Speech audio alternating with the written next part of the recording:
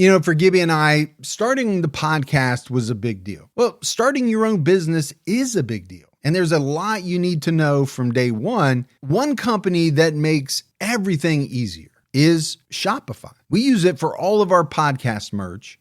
Shopify powers millions of businesses worldwide, from household names like Mattel and Gymshark to small businesses just getting started.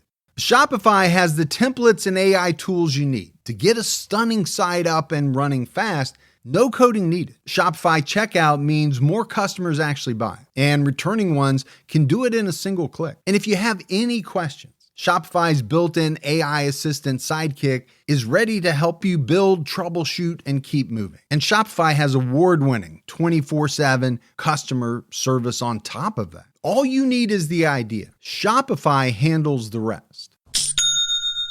Start your free trial at shopify.com/TCAT. Start your free trial at shopify.com/TCATT. Hello, everyone, and welcome to episode 511 of the True Crime All the Time podcast. I'm Mike Ferguson, and with me, as always, is my partner in true crime, Mike Gibson. Gibby, how are you? Good. How about you, man? Doing great. Yeah. You and I are almost matchies today. We wore the same shirt, poncho. Yeah. Yours is black, mine is blue, but Black and blue. We didn't plan it, but that's just how it came out. Kind of how you like to eat your steaks, black and blue. Yeah, actually I do. I love blue cheese, which I know a lot of people don't, but I'm a big fan of steak and blue cheese. I am not a fan of blue cheese. All right, buddy, you ready to get into this episode of True Crime All the Time? I am. We're talking about Anna Catherine Cardwell. 20-year-old Anna Cardwell was murdered in her home while her mother was away running an errand. Investigators found no signs of forced entry, leading them to believe she was killed by someone she knew. Anna Catherine Cardwell was born on June 18th, 1991. She lived in Slapout, Alabama, officially known as Holtville, a census-designated place in Elmore County. According to local lore, there was once a general store owner who would reply that he was Slapout of certain out-of-stock items. Okay. So I guess they started calling it Slapout. Slapout. Where do you live? I live in Slapout. That's right. I'm going to use that next time I'm almost out of something. I'm Slapout. I'm just slap out of it. But apparently it's a small rural community where everyone knows everyone. Imagine that. Yeah. And I've said it before. I did grow up in a place like that. Yeah. It wasn't even a town or a city. It was technically a village when I lived there. And it was small and everybody just knew everybody. It was a good place to grow up. Kind of like where I'm at now. It's a village and everybody knows everybody. You are in the middle of nowhere. People know, I don't even know who they are, and they know about me. I'm like, how do you know about me? They probably looked up your record when you moved in. Yeah, that might be. Yeah. And the fact that you had to go door to door and give notice, tell everybody what, have them sign something. Can I be on your Wi-Fi too as I walk up and down the streets because of this, thing around my ankle? Anna Catherine lived with her mother, Paula, her father, Joe, and her brother. She was described as a confident, kind-hearted person. Family friend Melinda Peavy recalled about her, "I don't think she knew a stranger. If you were a stranger, she would make you into a friend. You couldn't ignore her. That's how her personality was." Yeah, there's people like that, man. They're very open and welcoming. Yeah. And, I talk about my wife a lot. My wife is very shy with people, that she doesn't know. Now, once she knows, she'll open up, she'll talk, but she's just not the life of the party. She's not going to go from stranger to stranger introducing herself. That's just not the way she is. A lot of people are like that. But like you said, a lot of people are like this as well. They can make friends super easy and just talk to anybody and blend in quickly. You're a good blender. I can be. I don't like to. Yeah, that's the strange thing. That's the weird thing about it. You don't like it, but I think maybe because of, you climbing up the corporate structure that you did throughout the years that you learned. It was something you learned you had to do. I don't know. Yeah, I don't know what I mean. And I shouldn't say I don't like it. I do like to talk to people. And like when we go to CrimeCon, I have a lot of fun. Oh, you love that. Yeah. But I wouldn't want to do that every day. Yeah. You know, I'm a very private person, and I like my me time and all of that. Yeah. Paula said in an interview for the show The Killer Among Us, Anna was who she was, and she was proud of it. And I love that confidence about her and that ability to have such good self-image. Yeah, there's people that just, they're unapologetic about who they are. You know, it's me. Take me, love me, or don't love me. I don't care. I'm going to be who I am. Yeah, but also they're happy with who they are. Yes. Which is amazing if you can be like that. Because let's face it, a lot of us aren't always happy with us. Yeah. Right? Self-image, self-worth, all of those things, you know, people can struggle with at times. I have an issue with that, but Rex West, man, he's out there. He's just whipping along, you know, just. Did you say whipping it along? He's literally whipping it along. Okay. It's a Wild Wild West reference. I thought maybe you were going for a figure of speech, but now I think you were being much more literal, knowing the line of work that Rex West is in. But because Slapout is such a small community, it was said that most of the local teens hang out with each other, even if they go to different schools. Anna Catherine hung out with a couple of different friend groups, and she had a core group of close friends. Her best friend was a girl named Lacey. Lacey and Anna Catherine told each other everything. Did you have one best friend growing up, or just like a group of friends? I had a group of friends. Yeah, I had a group of friends, but I have had a best friend since I was, we were like 6 years old. Yeah, you talk to him pretty regularly. Yeah, and now here we are, 45 years later, still best friends. He lives fairly close. He does. He lives like one town over. He lives in the town that I grew up in. Yeah, he's still there. Yeah, he still lives there. Anna Catherine graduated high school in 2010. She decided she wanted to pursue a career as a teacher. And I know I've said it on the podcast before, but my whole family, most of my family comes from that profession. My dad, my stepmom, my wife's a teacher. My oldest daughter is now working in a school as a language speech pathologist. I sometimes say that wrong. Hopefully I got it right. I did professor work. Well, of course. I mean, you've worked in a lot of academic institutions. Sure, yeah. But, I was talking about me, so. Yeah, I just thought I'd add it in there. Just messing with you.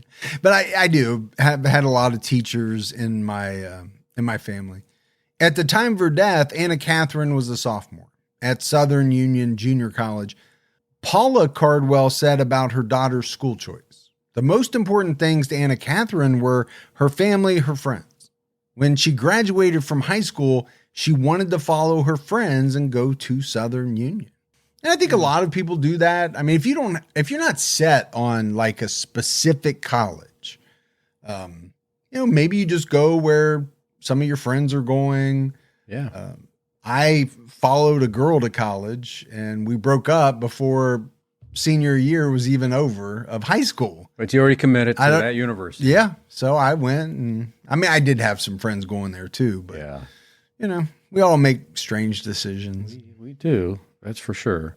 And the university I went because it was close to after I came back from all the other ones that I. Yeah. Yeah.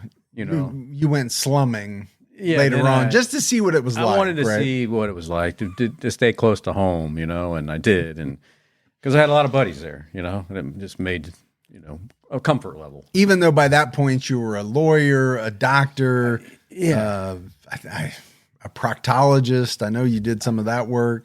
I don't know if it was licensed or not, but people didn't ask really. They were just happy to have someone, to talk to and to take a look. Hey doc, can you take a look at this? You think doctors get that a ton? Like you just at a party, somebody knows you're a doctor. It's like, man, I got this. Can you take a look at this? I think they probably still do. Like I think people are that. They're not shy to ask. Yeah. For, now, maybe proctologists get that a little bit less than I would hope general physicians. Can we go in this guest room and take a peek real quick? Yeah, It'll only take a minute. You don't need your gloves. It's okay. Anna Catherine moved back home during her sophomore year of college for unspecified reasons, but she was still attending classes. And that's another thing that a lot of kids do, right? They go off to school. It's fun. It's exciting. But at a certain point, maybe they move back home and they either still attend classes at the same school if that school wasn't very far away, or they switch to a different school that's closer to home. I did that mainly because I was not doing too well at the place I went because I didn't go to class. But you, just like my brother, went to the same university you did, and he moved back home too, because you both decided to go to the #1 party school in the United States at that time. Yes, we did. And that's going to happen. You're not going to study. You're going to party. And I did, and, ended up coming home. But I met my wife at the job that I got when I came home while I was going to school. See, so everything works out. Absolutely. That's what I tell people. Yeah. You may think at the time that it's not a great thing that's happening. Yeah. But later on, you may look back at it as, oh, if that hadn't happened, I don't meet my wife. That was your destiny. Yeah. We talk about it all the time. Yeah. Around the time of her murder, Anna Catherine had recently broken up with her long-term boyfriend, Todd. They were together for about a year. Things were still amicable between them after the breakup. And I said long-term. At that age, that's pretty long-term. Sure is. For, if you're 18, 19 years old, that's a long-term relationship. It is. Paula recalled Anna Catherine liked the guys that were fun, that were polite, that were good to her, that were good to her family and her friends. And if they weren't, she just wouldn't stay with them. She didn't like the bad boys. The bad boys. Some girls like the bad boys. Some girls do like the bad boys. But you listen to the things that I read. That's the type of guy that you would want your daughter to date. You want them to be polite. You want them to treat her correctly. And you want them to be nice to her friends, you as the family. That's the kind of guy you want them to be with. Anna Catherine was dating a guy named Nick. She and Nick got along well and enjoyed each other's company. Anna Catherine told others that Nick was a good-looking guy who was kind to her. Nick had told Paula that Anna Catherine was the sweetest girl that he had ever met. Well, he's saying the right stuff. Yeah. Anna Catherine's friend Lindsay McBrayer recalled that she was head over heels for Nick. So it sounded like they were getting along great. The last time Nick saw Anna Catherine was on February 14th, 2012. Nick came over to the house to spend time with Anna that Valentine's Day evening. He was there until about 2 a.m. Paula recalled that she knew Nick had to work the next day. She told the couple that it was getting late and Anna Catherine needed to go to bed. So Anna Catherine said okay, and soon after, Paula heard a door close, indicating Nick had left. And, parents who have kids that age at home, everybody's familiar with that. Yeah. The boyfriend or the girlfriend's going to come over, they're going to hang out, and at some point, you're probably going to have to tell them, hey, it's late. Get the you-know-what out of my house. Not like that, but I might say that. Hit the road, man. Most people wouldn't say it that way. But. Find the pavement. Yeah. I got lucky because, like I said, my oldest daughter just got married. She started dating this guy when they were in like the 9th grade. So, he's been a good guy. I've known him for, almost 10 years now. So, yeah. Never really had to get on them. They were just good kids. Just good kids all the way around. Still are. On February 15, 2012, Paula had the day off. Anna Catherine was sleeping in because she didn't have class that day. Around 9:15 a.m., Paula poked her head into Anna Catherine's room to check on her and then left to run errands. Anna Catherine's brother was working in a different city, about 45 minutes away. Her father was up north on a business trip. Paula returned about an hour later, and the first thing she noticed was that Anna Catherine's car was gone. Paula recalled that when she entered through the back door, she saw blood everywhere, as well as bloody footprints headed to the kitchen. And then it wasn't far into the kitchen where her daughter was laying there on the floor. Oh, man. Anna Catherine was dead and appeared to have suffered a gunshot wound to the head. And we talk often, right, about people discovering bodies. Now, sometimes it's not someone you know. Sometimes it's a loved one. I mean, I cannot imagine what it must be like to find your child. No. In this condition. I don't know how you function from that moment on. No, I just, and everybody who's listening or watching, I'm sure they're having that same thought. Yeah. Because it's hard not to. When you go through these true crime cases, it's really hard not to put yourself in the position of some of these people. What must that have been like? How would I react? And I think a lot of people it would be hard for them to function. Yeah. And they'd be broken. I almost feel like it'd be like a out of body experience. Yeah. You know, like it's happening, but it's not really happening to me. It's almost like I'm watching it happen. I can imagine for some people it would be something like that. And obviously Paula was extremely distraught when deputies arrived. She kept trying to call her husband to tell him what had happened. As soon as she got in touch with him, he immediately got on a plane to go home. But all of the family members were quickly ruled out as potential suspects. There were no signs of forced entry, leading investigators to suspect she was killed by someone she knew. Anna Catherine was still in her pajamas, indicating she likely woke up sometime after her mom left the house to answer the door and was attacked. And, you know, the lack of or the signs of forced entry. Yeah. It is always a big thing in these types of cases because, you know, by and large, the lack of forced entry does seem to indicate that, you know, the person knew their attacker. Now, it doesn't have to mean that. No, but I think percentage-wise, yeah, it leans more towards that. Yeah. Now, is it possible that somebody left the door unlocked? Yeah. And somebody just happened to come along and find out that the door was unlocked and they slipped in? It is, but I mean, that's pretty random. It is. Besides the blood, the rest of the house was clean and orderly. Nothing appeared to be damaged. Detective Troy Evans said in his interview for the show, The Killer Among Us, the blood trail is telling us that as she's running, she's bleeding. The blood is striking the ground, and you can tell her movements from just being able to look at the blood patterns and see where she had gone. And we've been talking about blood a lot in recent episodes, and blood spatter, cast off patterns, you know, the science behind it is fascinating. It is. To me. When you think about analyzing a blood droplet, if that's the right term, how it lands, what it looks like, and judging whether a person was going this way, or they were standing still. I mean, that type of science is really fascinating. There's so much involved in that, you know, with velocity and like what it looks like, the tail versus the head of it. And they can tell, you know, oh, well, obviously she was heading this way. And again, if I was 19 years old, I think I would go into something like that. Get into the science of it. Because it is absolutely fascinating. You would have made a pretty decent CSI person. Yeah, I think I would have been good on the show too. Okay. Gibbs. Gibbs, exactly. Investigators believe that Anna Catherine was shot in the hallway and began to run through the house and then tried to escape out the garage door. She left a bloody handprint on the wall beside the door. She almost escaped, but was dragged back into the kitchen where the killer fired the fatal shot.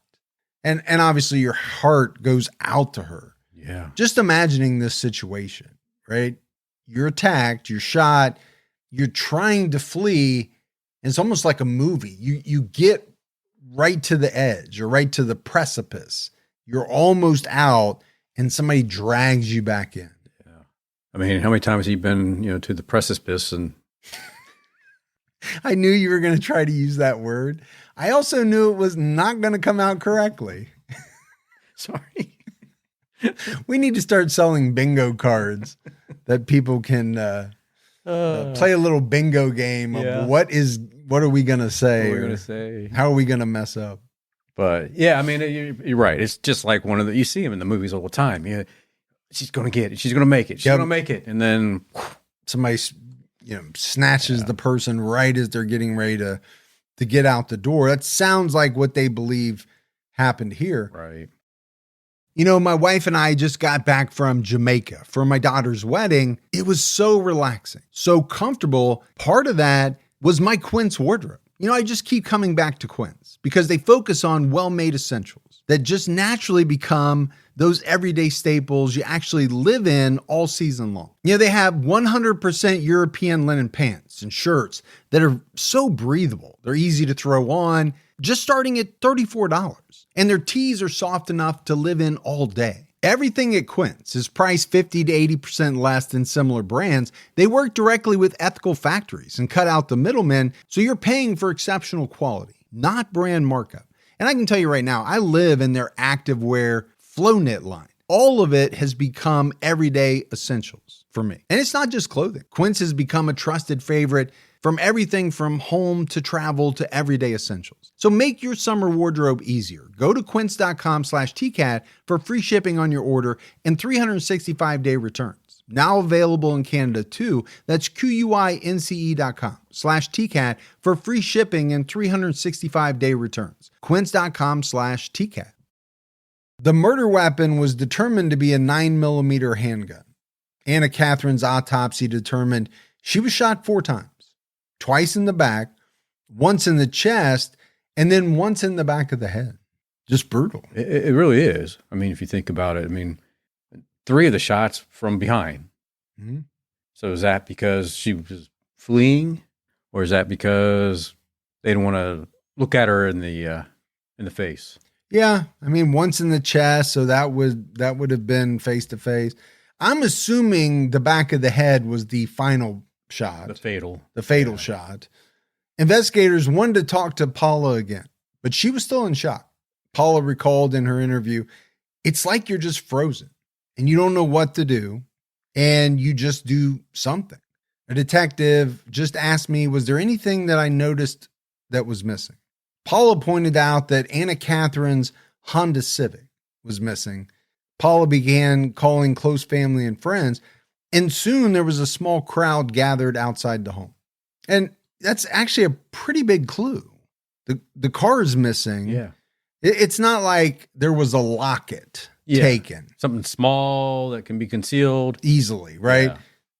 Yeah. The Honda, they're going to be able to figure out the license plate. They're going to be able to put out a bolo on it or whatever. There's a good chance somebody might spot it. Today, there's a great chance with all the cameras and the license plate readers and all of that.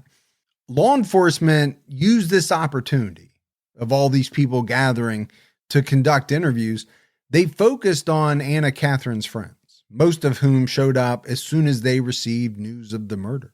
Anna Catherine's best friend, Lacey, was distraught, but couldn't tell investigators anyone she suspected of being the killer. And we talked about this girl, Gibbs. Yeah. She was very friendly. She was well-liked. Her friends said she didn't have problems with anyone. No, she got along with everybody. So who would want to kill her? And it was upsetting to her friends, right? To think that someone among the gathered friends and family either knew something or could actually be the killer. Yeah. So think about that. Number one, you're shocked and you're heartbroken to hear this news.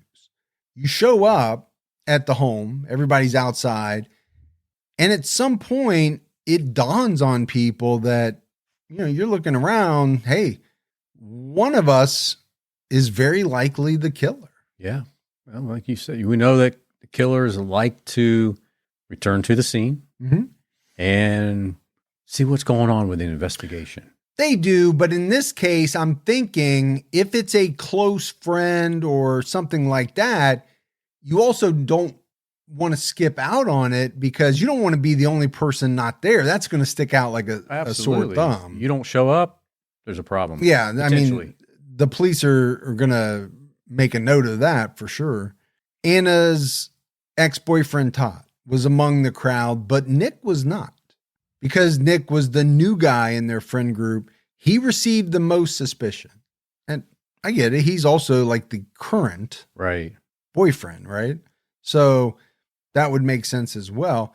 Police got Nick's name and number from Anna Catherine's friends. Nick agreed to meet with investigators that afternoon. He appeared distraught and didn't seem to be hiding anything. He was forthcoming with his alibi. He said that on Valentine's Day, they decided to be an official couple. He came to the house to spend time with Anna Catherine and was there until 2 a.m. Official couple. You remember those type of conversations? Yeah, I don't remember ever calling it an official couple, but it was, hey, do you want to go steady? I think that was a word that was used back in the day, or be boyfriend, girlfriend, or whatever it was. We going to do this thing or not? I'm sure that's how you approached it. Just walking up to strangers. How you doing? That's right. Yeah, I was a little more subtle maybe than you were. But Anna Catherine's phone record showed that she texted Nick shortly after he left her home. She expressed her appreciation for the flowers he brought and for spending time with her, and wrote, "You're amazing and you make me so super happy." Okay. Yeah. Nothing there that would make you think that there's anything going on, that he would have any reason to want to hurt this girl, right? No. Brand new relationship, just starting. They seem totally fine, if not euphoric, right? You're in that new stage. That's what you kind of want. You're with your girl till 2 a.m. You leave and you get this nice text. You're going to sleep pretty good that night. Yeah, I would think so. Nick said that on the morning of the 15th, he was at home asleep. He was woken up by a call telling him what happened to Anna Catherine. And that has to be a very tough call to get. It would be very difficult. He was home alone that morning, meaning there was no one else who could verify his alibi. But investigators believed he was being truthful. But he couldn't be completely ruled out, although police now wanted to talk to Anna Catherine's ex-boyfriend, Todd. And, just thinking about all the cases that we do, the current boyfriend has to be looked at, but this relationship is like a day old, officially. You would think maybe an ex or something like that would be a little bit higher up on the list of scrutiny or whatever you want to call it. You got to think about, were they jealous? You're right. Were they a sad or sore loser, basically, I mean, it's not like, they've been together for years or they're married or something like that. Yeah. That's when maybe motives start to, what would be the motive of wanting to kill your girlfriend when you just became a couple? There's very little motive there. Yeah. I mean, unless you found out she was cheating, Since you left the house at 2 a.m., you know what I'm saying? Yeah. But now an ex-boyfriend, and you kind of hit on it, maybe there's the jealousy factor and all of that. Todd's father is a well-respected businessman in Elmore County. His family is well known, and there was nothing out of the ordinary to raise suspicion. Police learned that Todd and Anna Catherine were still in touch after the breakup. Todd texted her on Valentine's Day. According to Paula, Anna Catherine was excited. Todd reached out, and she suspected her daughter still had feelings for him. That can happen. I think they dated slightly over a year. So, I mean, it's hard just to shut that off. Unless someone's like a major prick to you. Yeah, or you got cheated on, or there was a big blow up. The feelings, maybe you can't just turn it off like a faucet sometimes. Yeah, I mean, you're still going to have some feelings. Yeah, but Todd was brought in. He gave a statement. According to him, the breakup was amicable. He said that on February 15th, he was at college about an hour away. And police were able to verify his alibi, eliminating Todd as a suspect. So Todd's out. Todd's out. At 5 p.m. on February 15th, police located Anna Catherine's missing car in the parking lot of a Winn-Dixie, about 10 miles away. Winn-Dixie, man. While authorities were processing the car, officers brought Anna Catherine's best friend, Lacey, in for a second interview to see if she could tell them anything else. And what else are they going to do, right? They got to talk to all these friends, see what they know. Yeah. Kind of reminds me a little bit of Silence of the Lambs. You know how much I love that movie. You do. But, in the end, and I'm not spoiling it because if you haven't watched it, that's on you. But Jodie Foster kind of breaks the case wide open by going back and talking to one of the victim's friends, and she gets some information. Yeah. Because who knows you like your friends? You're really good friends. Well, it's true. You could say parents, but kids don't tell parents everything. They don't. And they certainly don't tell them certain things that, they might tell a best friend. So I think that's a really good move. Yeah. Is to, keep interviewing the friends. Lacey shared that she texted Anna Catherine in the morning, but she never received a reply. She didn't think this was strange because Anna Catherine liked to sleep in when she could. Oh, just like you. Yeah. Man, I love to sleep in. Yeah, you do. You know who else does? My oldest daughter. Oh. And now that she's off for the summer, she is taking full advantage. It's just a sleep fest here. And I don't blame her. I don't blame her. Unless you have the wife, your wife likes to vacuum like 8 o'clock in the morning because she's not happy that you guys are still sleeping and she's up. She don't do that. That's good. No. She don't do that. She's pretty respectful of the sleep because she likes her own sleep. Well, that's true. And she likes to take naps during the day, so she wouldn't want anyone messing with her nap. Yeah, that's true. Payback would be, as they say, a bitch. Yeah, it would be. When Lacey learned what happened, she called her boyfriend, 22-year-old Josh. He normally goes by Josh. I think he does. Yeah. Kisperi. Josh did not show up to Anna Catherine's house. Lacey said that was because she had ended their relationship. Okay, maybe, right? Maybe that would be too awkward. Yeah. You had this relationship. It's now over. Lacey's going to be there, so maybe you don't want to show up. According to friends, Lacey introduced Anna Catherine to Josh after they started dating. Anna Catherine hung out with the couple often. They were sometimes joined by Josh's roommate, 22-year-old Cody Abernathy. Cody was more subdued, while Josh was more extroverted. But everyone in the group seemed to get along well because they liked to goof off. Friends described Lacey and Josh's relationship as rocky and on again, off again. They broke up often. Oh, man. How many people, I knew I had a couple like that. Yeah. You're like, can you guys just end it? Because you guys do not belong together. Pick a lane. Pick a lane. But, those teenage relationships, for a lot of people are like that. Yeah. Right. You're so in love at that point, but you can't stand each other. You break up and then you're like, oh, I miss that person or whatever it is that causes that kind of back and forth, on again, off again part. The love-hate thing. Yeah. Well, on the outside, it looked like everyone was happy. There were some underlying tensions in the friend group. Anna Catherine didn't think Josh was good for Lacey and thought she deserved better. As a lot of friends do for their best buddy. Yeah. When you love someone that much, you got, this great friend. Yeah. If you don't think that the person they're with is right for them, you might tell them that. Sure. That's something that a best friend might say. And can say most of the time and be okay still. Yeah. Now, if you're just like a fringe friend, you probably wouldn't say that. No. But a best friend probably would. According to her friend, Lindsay McBrayer, Anna definitely had high standards for her friends as far as she wanted them to have a guy who treated them right, loved them for who they were, treated them how they were supposed to be treated with respect. And I kind of made a big deal about, her wanting that for herself. Yeah. It's very important. Sure. That's what relationships should be. So I get the feeling that that's what she demanded out of her relationships. And she also thought that her friends should have that as well. Yeah. That just makes sense. Yeah, it really does.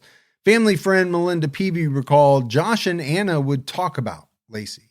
It drove Anna crazy to be in the middle of the drama. I think she was a lot more wrapped up in that drama than we realized. And probably hated it. Yeah. A lot. Well, when you're in the middle of something, right? Nobody likes to be in the middle. No. because sometimes there's no winning and it's all downside. In her interview with the police, Lacey said that Josh wasn't happy with Anna Catherine because she convinced her to break up with Josh.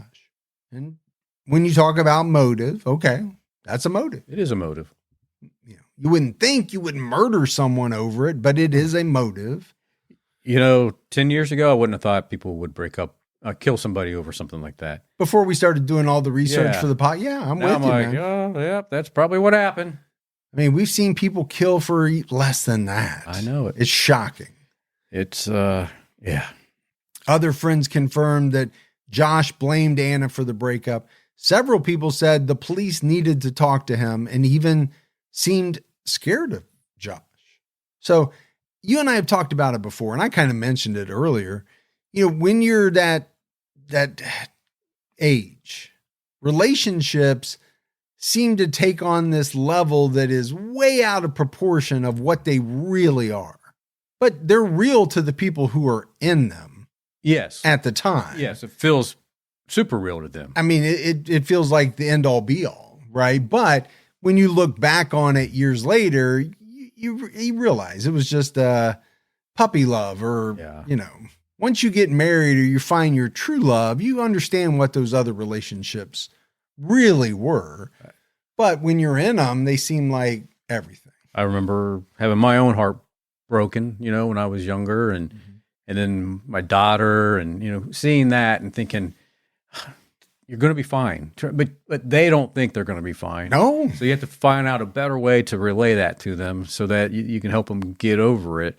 Because you just can't say, don't worry about it. It's no big deal. That's not going to work. Right? Yeah. Even though it's true. Right. Because in their mind, you're wrong. Yeah.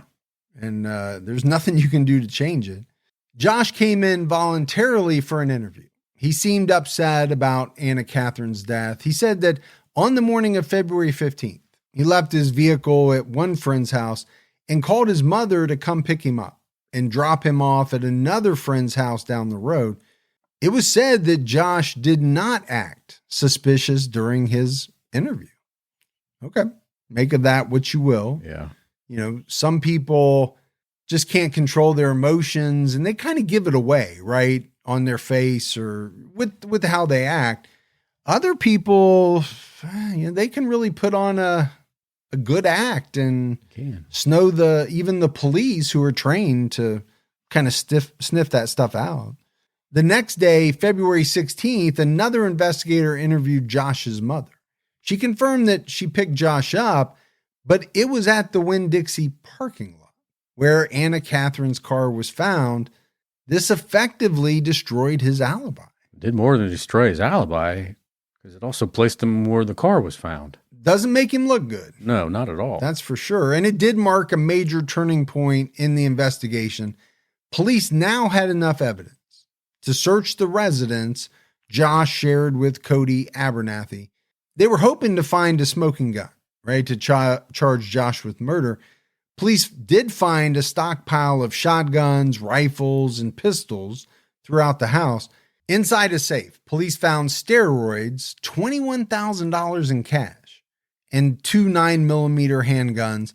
Josh was an avid bodybuilder, which explained the steroids. So it probably has some D-ball and, If anybody knows about steroids, I for some reason, I believe it would be you. I can just imagine you in your singlet. Oh, man. Dealing steroids, taking steroids. I don't know what you did in your past. Here's your little pills for your, different little blue pills than you take. Right. But yeah, little blue pills. And, here's your injectable for your joints. And how do you know they're blue? That's what D-ball was, man. Was it? Oh, back in the day, late idea. 80s, walk into any high school gym, a locker room, or fitness place, and somebody was handing them out. They were always selling them to you. But think about it. These guys aren't that old. No, they got $21,000 in cash. A lot of money in moving steroids back then. You got to think they're into something. Yeah, right. They got a bunch of guns, steroids, $21,000 in cash. Investigators ran the serial numbers for each of the guns and all of them came back stolen. Okay. It's usually a bad sign. It is a bad sign. Back in November 2011, there was a home invasion robbery of a former police officer's house. The victim reported that masked men put a gun to his head and told him they were going to kill him. He was pistol whipped, and the robbers stole his gun collection. Well, that's how you get a bunch of stolen guns. That is how you get some of those. Since Anna was killed by a 9mm gun, the two found in Josh's home were sent off for ballistics testing. Josh was arrested for the home invasion and brought in for a second round of questioning. And, again, if you are a police officer or a former police officer, I have a feeling that guy knew, maybe he had the serial numbers of his guns written down or something. Yeah. They were probably able to match these guns and figure out they were stolen from his house in that robbery. It doesn't make you look great. It's pretty good evidence when you're in possession of all the guns that were stolen during this home invasion. It's going to be hard to argue that one. It wasn't you. But I also talked about, going into like the forensics realm. Yeah. If I could go back in time, I might go into ballistics. Yeah. Like going forensics with a side of ballistics. Mm-hmm. With like a side of fries. I'm not sure that's how they do it, but going to major in this and minor in that. Yeah. Yeah. Just a side. I'm just going to do it on the side. Yeah. So they're going to question him for a second time. First, they asked him about the home invasion. Josh said his roommate, Cody Abernathy, was with him. So he didn't deny it. Yeah. And I don't know how he could. I'm pretty sure they had the evidence to prove that, he was involved. Sure, Cody loved that he got tossed into it pretty quickly. Yeah, but that's what we always talk about, right?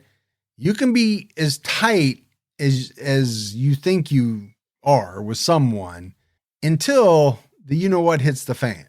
Yeah. And then once somebody's ass is on the line, then there's a good chance they're going to roll on you no matter how tight the bond is. Whatever happened to that? What's that Sicily term that the Sicilians would use? You would never talk. Is that omerta? Omerta. Yeah. Yeah. Whatever happened to that, man? It went out the door a long time ago. Yeah. Well, I think with the mafia. Yeah. I mean, I'm sure there still is mafia, but it's not like what it was. It's the loyalty, So I think that's where it went. Yeah. I think that's where it went. You get caught, you don't talk.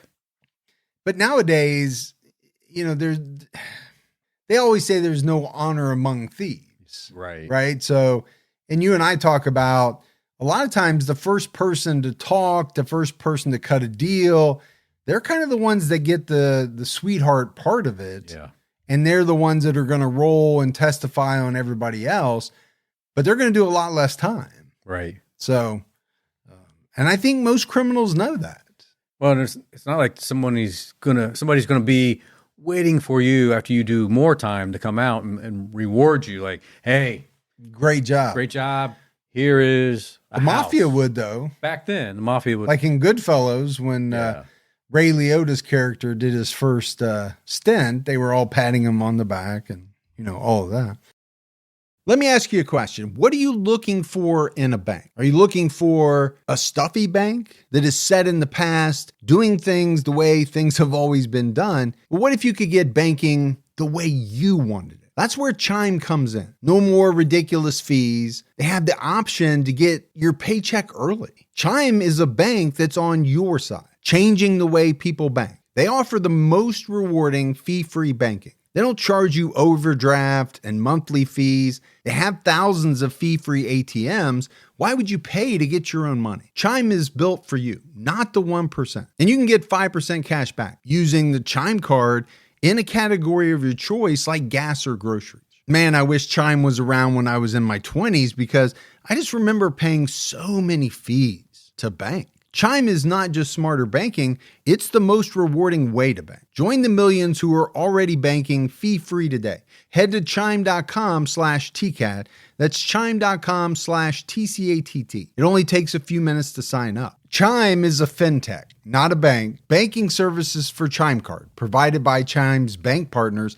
Optional products and services may have fees or charges. For more information, go to chime.com/disclosures. While investigators continued questioning Josh, detectives worked on tracking down Cody. He was located, arrested, and brought in for an interview. Cody lied twice about his whereabouts when questioned. He admitted the truth during a third round of questioning. And that's always, kind of a fascinating part, the interview process. I think it's in people's nature, well, especially criminals. Yeah. To deny, Sure. or lie, right, about what they're being asked. But it seems like at a certain point, once the evidence is laid out multiple times, people start to wise up and figure out that, hey, I'm not getting out of this, It's, criminal or just kids. I remember when I was growing up, my mom, I'd come home during the summer. My mom would say, how was summer school? It was good. So you went? Absolutely. And then later in the day, she said, you went to school, right? I dropped you off. I saw you go in. So everything's good? Yes, Mom. Summer school's great. No problem. And then call me back in like a half an hour later. She's got the phone up to her ear going, now you're telling me you went to school, right? Because I have the principal on the line saying you haven't been there. And I'm telling him, my son's telling me he's been there. And I'm like, waving her off like, I didn't go. Oh, man. Yeah, it was not good for me. Yeah, how do people think they're going to get away with certain things? But we've all been there. We've all thought we could get away with something that we really shouldn't have thought we could get away with. I think we're more clever than the people in the room with us. I'm also really picturing you like in a Breakfast Club scenario, being dropped off at the school. Here's your lunch, son. And, yeah, there you go. Except you don't go in where they did go in. Yeah. Cody seemed to realize that the walls were closing in. In exchange for leniency, he admitted that Josh coerced him into the home invasion. He implied that he did what Josh wanted because he was scared of him. Now, this is the problem that the police are going to have, right? Because normally what happens is when people start admitting stuff, they have different stories. Yep. And each person is putting the blame on the other person. And then you got to figure out which one's correct, who's telling the truth. Who really did it. But then Cody was asked about the murder of Anna Catherine Cardwell. He admitted to driving Josh to her home on the morning of the murder. He insisted that he had no idea what his friend planned to do. Meanwhile, investigators were still questioning Josh in a different room. He confessed after he was confronted with the evidence. He admitted that he was dropped off in a wooded area, situated in a ditch near Anna Catherine's home, where he waited for her mom to leave. Once she was alone, he rang the doorbell, and she let him in. They argued before the shooting. Josh said in one clip from his interview, everything happened like a blur. I don't know how to explain it.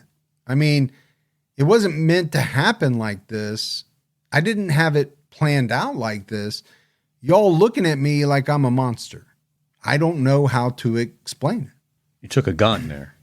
Yeah. What was the plan? Right. Right.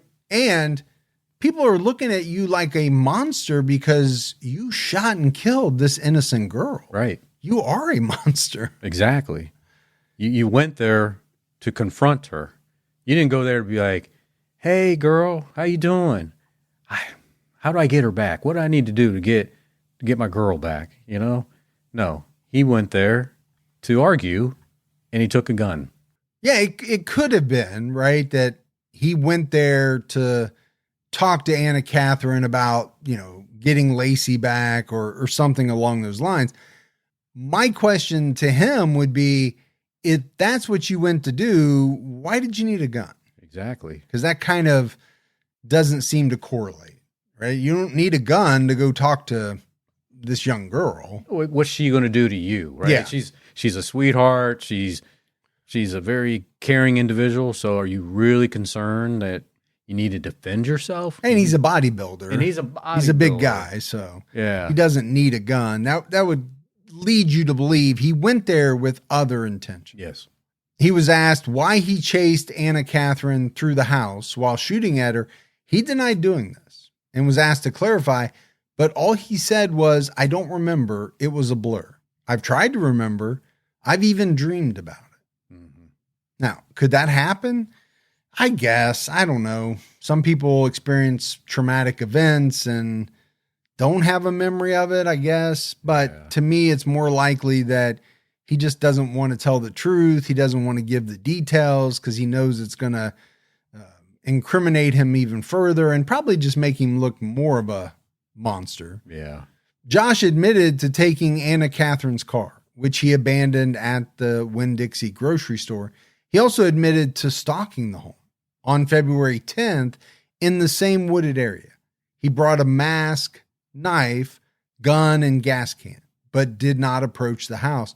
Authorities believed he didn't approach that day because Anna Catherine was never left alone in the home.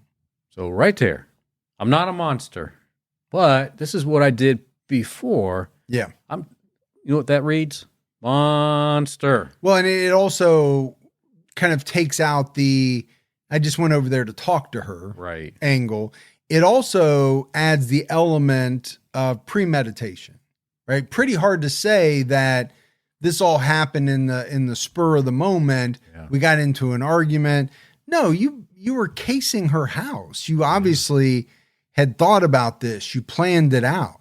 I mean, a knife and a gun? And what was the gas can going to be used for? To set the house on fire, to destroy all evidence, maybe? Then investigators determined that the prints extracted from Anna Catherine's car matched Josh.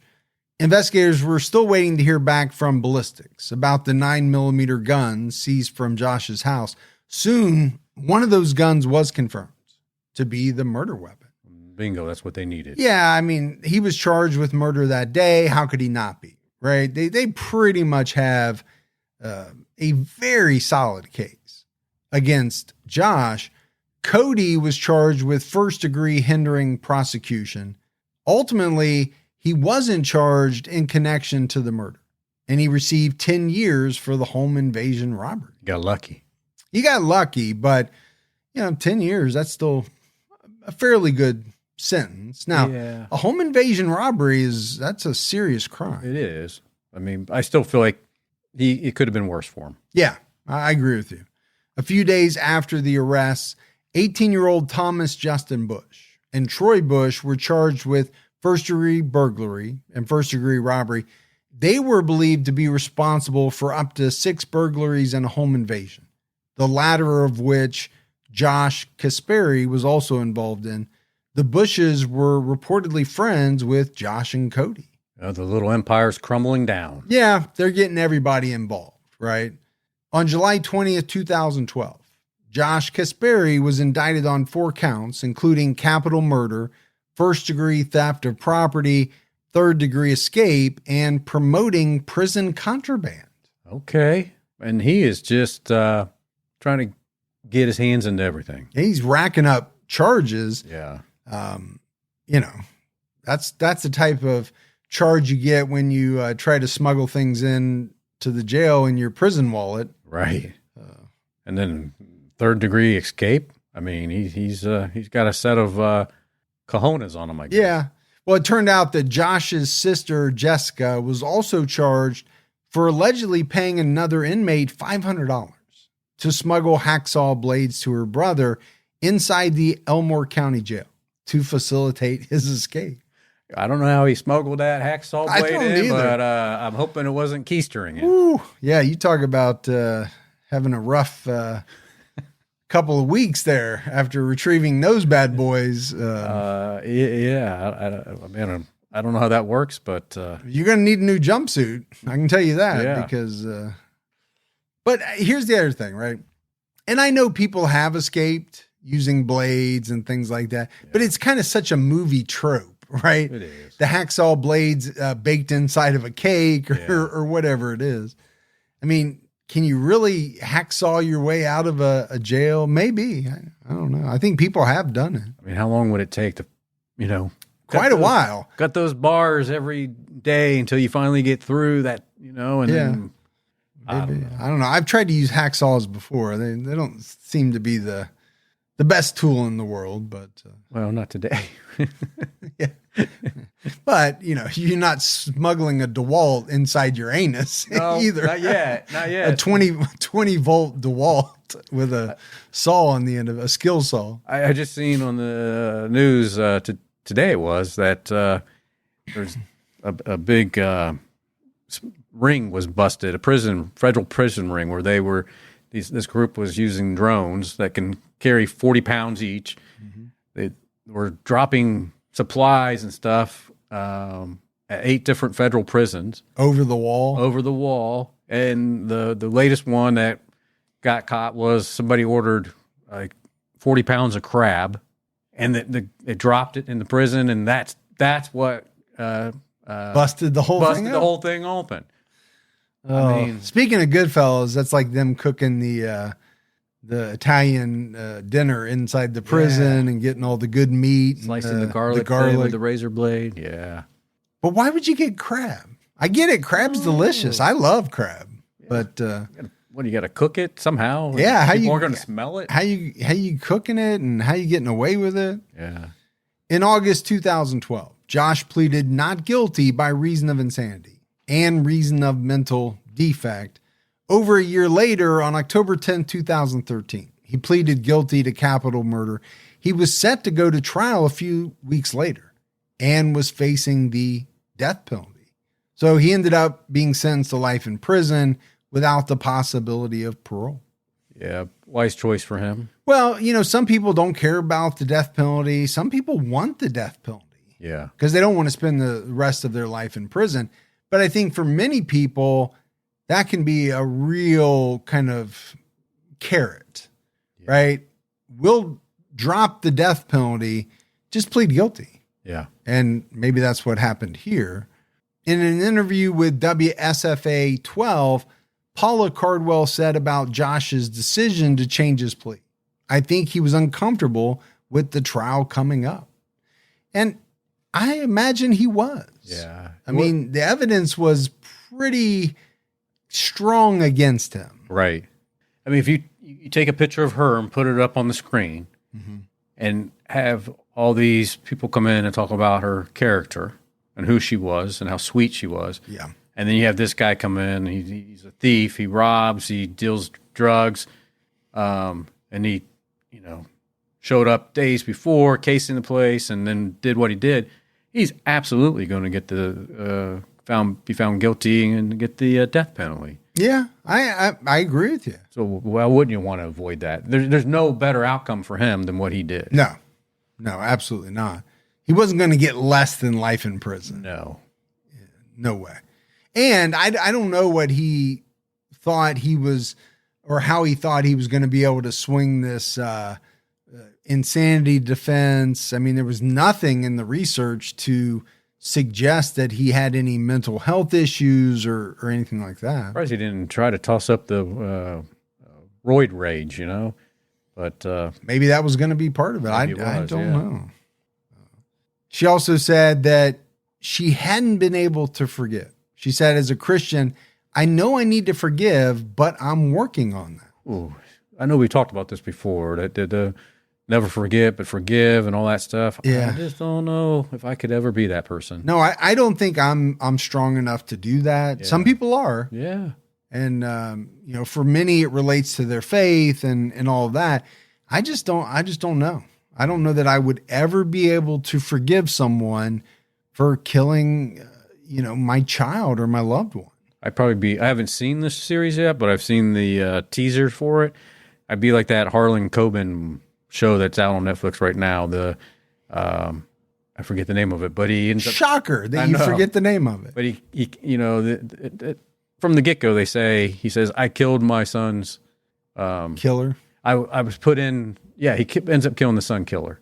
I'm like, yeah, I would do the same thing, right? Yeah, it's kind of like the Samuel L. Jackson character.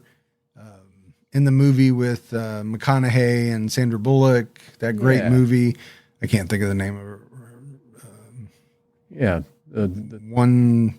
A Time to Kill or something like that. It's something like that. I would have done the same thing. Yeah, absolutely.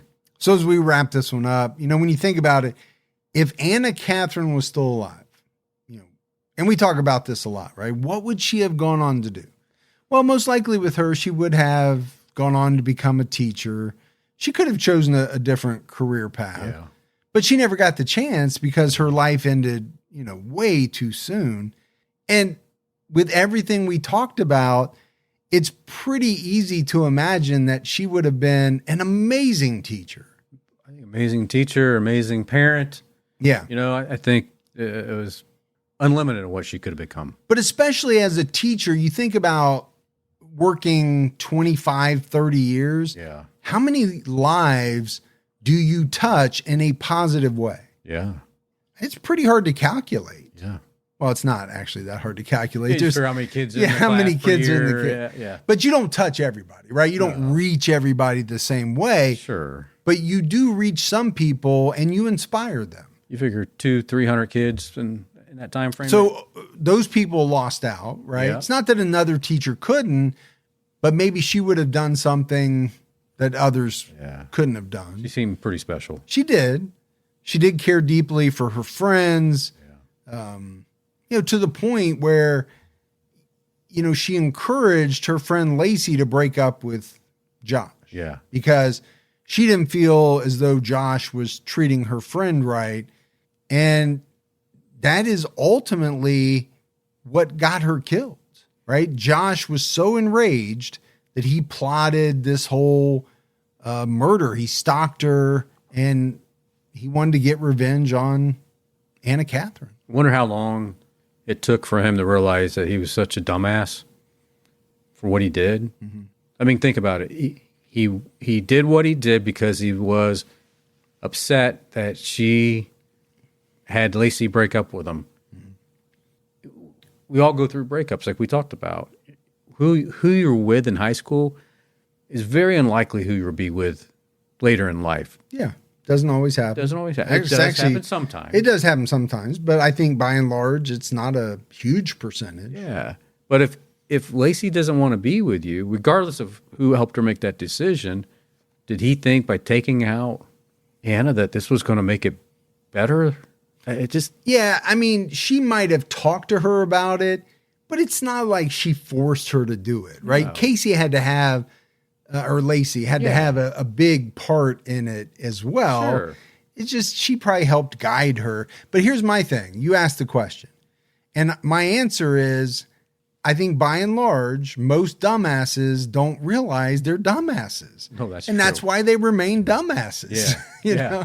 Yeah. If they knew or had the wherewithal to understand that they were dumbasses, they might change their ways, but they don't. I think that's the most we said dumbass in a I think I podcast. just said it 4 in one sentence, 4 times in one sentence.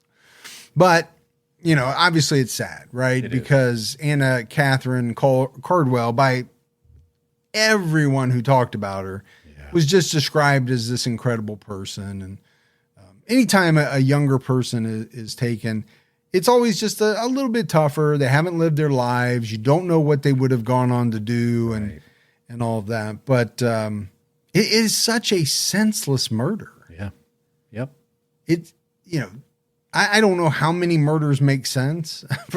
Very few, but this one is extremely senseless in the fact that it did nothing in the grand scheme of things. It was never going to do anything. No. Just like you said. So pointless. It wasn't magically going to make Lacey run back into this guy's arms. Right? It was just purely about revenge. And but that's it for our episode on Anna Catherine Cardwell. And that's it for another episode of True Crime All the Time. So for Mike and Gibby, stay safe and keep your own time ticking.